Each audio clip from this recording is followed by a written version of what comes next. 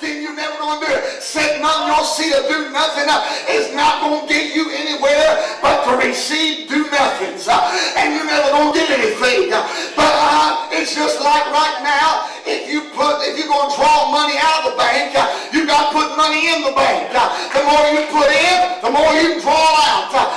If not, you're going to go write a check, and guess what? It's going to bounce. It's going to come back bad, and then they're going to get you. Come on. But God tonight is wanting us to put our time, put our life, dedicate to God. So we expect. So if we expect the unexpectable is those things that the enemy, that the people, that society tells you cannot happen, will not happen. You might as well stop praying that. It's never going to change. But the devil is a liar tonight.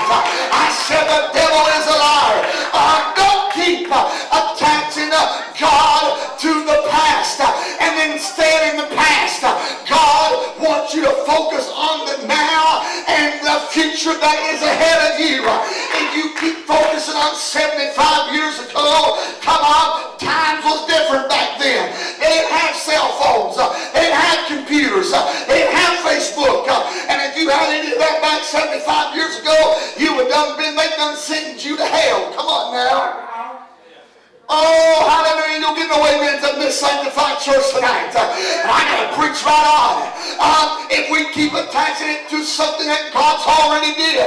Hallelujah. And we keep going back there. Well, hallelujah. I wasn't 75 years ago. I'm only 36 years old. Come on. But in 1978, when I came into this world, Lord, into this fleshly body out of my mama's womb, and began to cry and began to become a stubborn little child, hallelujah, all of a sudden what happened was I came